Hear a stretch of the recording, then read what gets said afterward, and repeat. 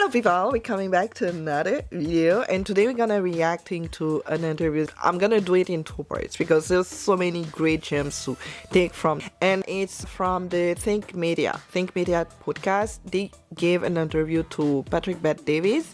I don't know him much, but he was talking about the changes coming in 2024 for creators, the creators economy. It's so much interesting, and for the OG or people that actually were a bit before here on YouTube, is like one of the first actually to talk about YouTube, the algorithm, the strategy here, the tech gear, and I got so much tips from him for my first couple of videos that I did here. So it was definitely an opportunity that I couldn't not get to talk about it and actually what they talked about. It was super interesting. So Patrick Bet Davis, I've watched him once when he was interviewing Candace Owens. It was a couple of months ago. He's done into the personal development and investing business, and he talks a lot about anything in between, right? So he's been there for I think a while because he has over 3 millions of followers on YouTube, so that's pretty much big. Like, he knows what he's doing, he knows where he's going, so it's even better to learn from people like that. Let's get to it now. If you love my channel, definitely subscribe. There's gonna be a lot more. It's just the beginning of 2024, so just be ready for anything and everything on this channel. It's gonna be the big year for me, trying a lot of different things. I'm talking too much. Let's go for it.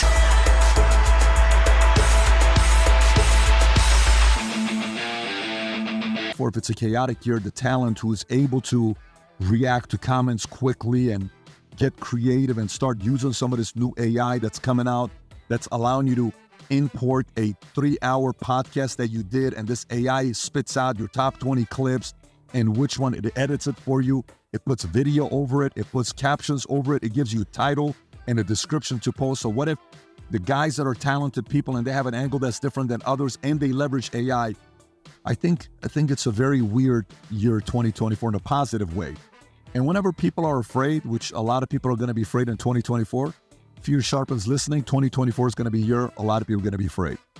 So I think the AI makes it easy for people to be able to edit their videos and really come faster with publishing, sharing, promoting, talking to people. Because rather than editing your videos for hours and hours and hours, you're gonna talk to humans, and that's gonna speed up the process. Because the key in a business when you start it and when creating a business is to actually create relationships, right? Because everything you're doing on social media, on YouTube, is to create that relationship, right? You have people being passionate about creating content. I'm a bit like that. I love creating content, but there's a part of me where I kind of like when I get to speak to people, when I get to really get into my own ideas, researching, developing, analyzing, talking about it, sharing it with people. And you have to make a choice. If you want to create and start a business, you have to make certain choices. And I think with AI,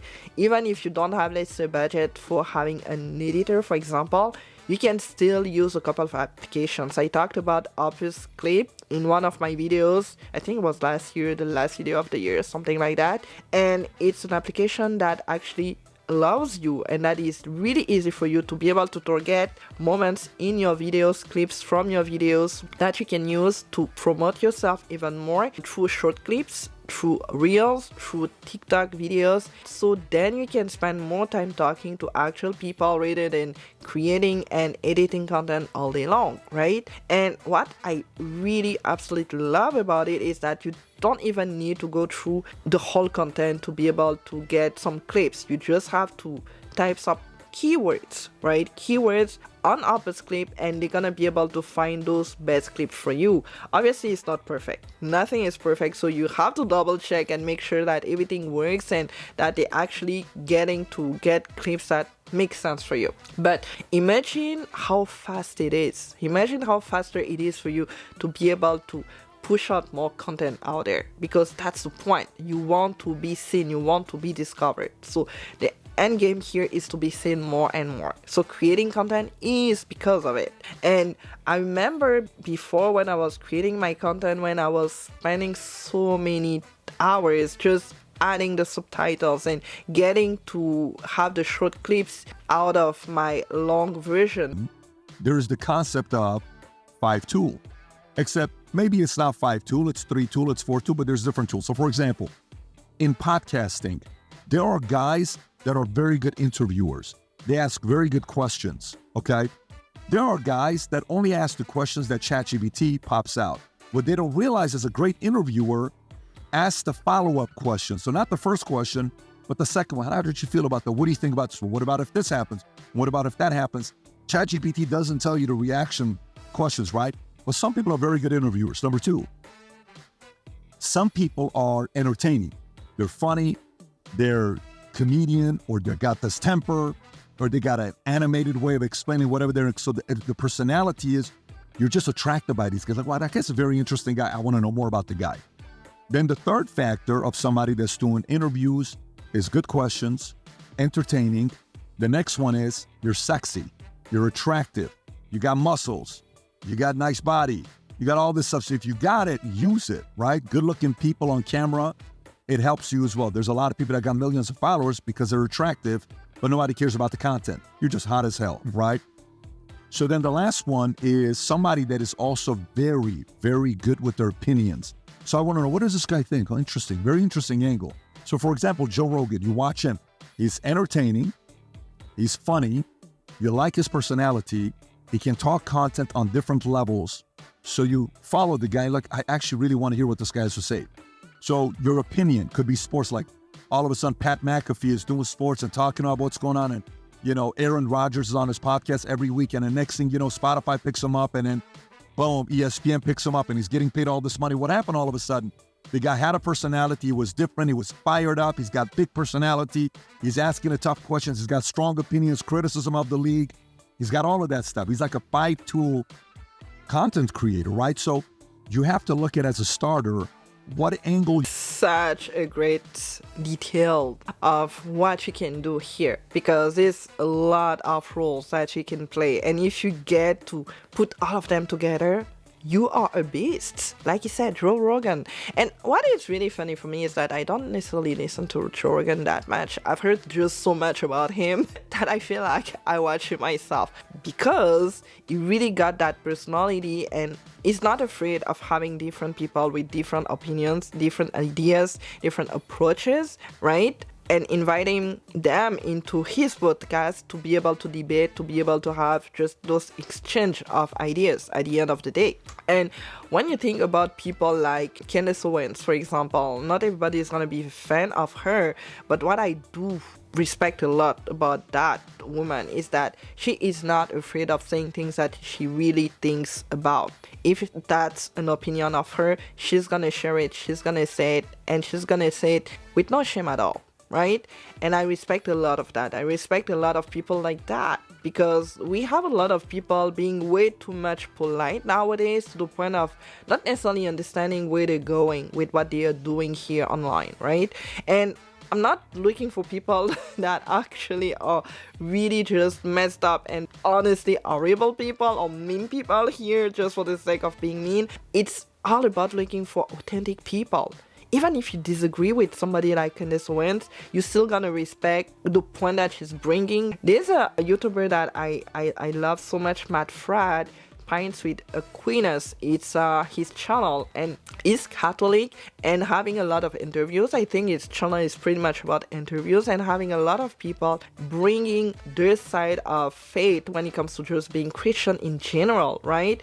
And people that are coming back to their faith, people that went through any type of experience being Christian, being Catholic, or any type of denomination out there. And thanks to him, I was able to get deeper into my Catholic faith, because I thought I knew a lot until I started watching his channel. And I was like, wow, because through one channel you get to meet so many people from so many different approaches. And honestly, it just feels so good for me to see people not having to just not talk to each other just because they have different ideas, just because they have different opinions. And that's something that I respect so much about that channel, right? And again, I say I learned so much about just being Catholic myself, and a good Catholic just through his channel, a bunch and a ton, right? Somebody else I talked about, Jordan Peterson, for me is such a model and somebody that I aspire to become at some point in my life, right? At some point be so knowledgeable and so smart about so many things, especially into the psychological level. Somebody else that I follow a lot, Sunday Love, she lives in Japan. I talked about her already, and she is so funny. She has that character, like a freaking goofy character, so positive, so light, really shows her light through her series of vlog.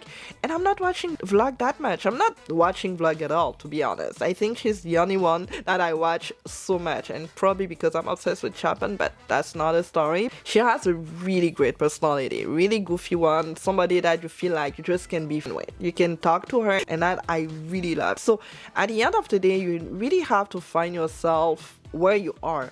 Are you entertaining? Are you able to give amazing interviews? And you talked about AI. AI brings a lot of great ideas, but when it comes to being human, when it comes to doing follow-ups, listening to somebody and really getting to entertain the whole interview, it's just about being human. AI is gonna ask you the main questions, but when it comes to responding and reacting like a human does, usually that's not AI anymore, that's you.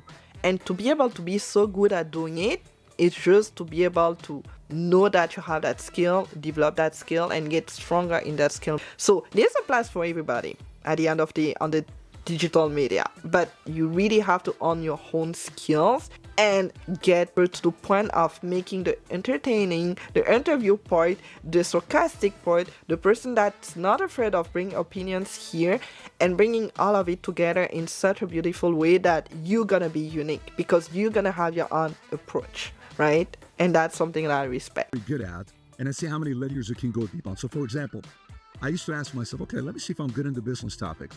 Then I would watch a podcast guy on business, and he's interviewing somebody, and he asked them a question. I would say, pause. How would you answer it? I would answer it this way. Write it down. Okay, now let's see how he answers it. Okay, I think your answer is better. Okay, cool. So you can end with this guy. Next question, boom. How would you answer it? Pause. Here's how I would answer it. Click. Now his answer is better. You're kind of checking to see what level of expertise you got on topic. So then you realize, I can't go that deep on this topic, but I can go deep on these two topics. And the market, the more multidimensional you are to go 7, 8, 9 layers deeper, the more of an audience you're going to have. So some audience for Vitamin, they'll come and say, man, I love your mob interviews, okay? Hey, I love your business content. Man, I started being an entrepreneur ever since I watched Vitamin. I love your political stuff. I love the podcast opinions you got on what's going on. I like your take on business. I like what you're doing with Iran. I like your interviews with bodybuilding.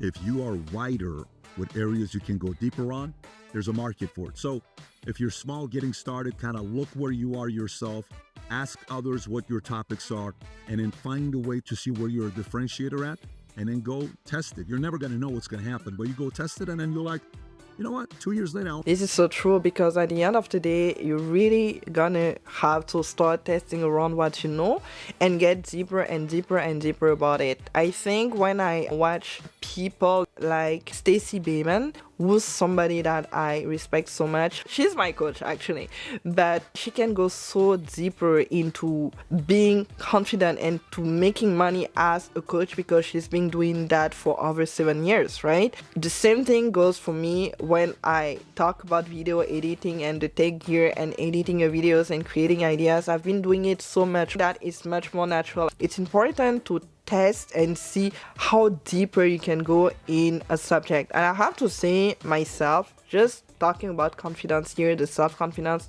I feel like I'm still honestly at the beginning because you listen to so many people that are ways above you. When I think about Jordan Peterson, for example, it took him years to know all of that. It took him years and years and years of reading so much. He's somebody that already loved reading a lot younger than me, right? So he was consuming and eating up books that, like it was rice, you know? So what a comparison, but whatever. But you understand real quick that to get to that level of expertise, it's okay to feel like you are the imposter at the beginning, but you have to be open to learn, be open to understand what you're doing here, right? The same thing goes with me talking in English in front of you. It's not my first language, and when I do those videos and make those videos, my boyfriend watches it and he gives me some feedback about what I can improve on and things that I can do more on. And of course, sometimes at the beginning I'm like, no,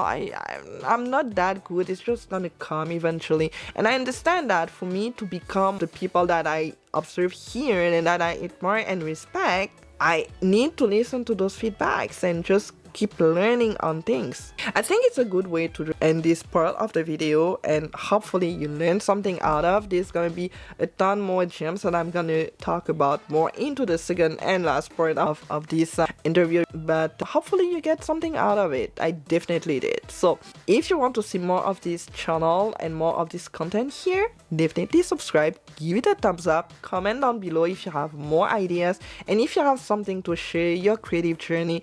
I'm looking for people to have interviews, so I'm so excited if you feel like you want to share that with me here on my channel. And if you want to work with me, everything is gonna be down below as well. So I'm gonna see you for my next video. Like I always say, keep smiling because it's free and contagious in a good way. Bye.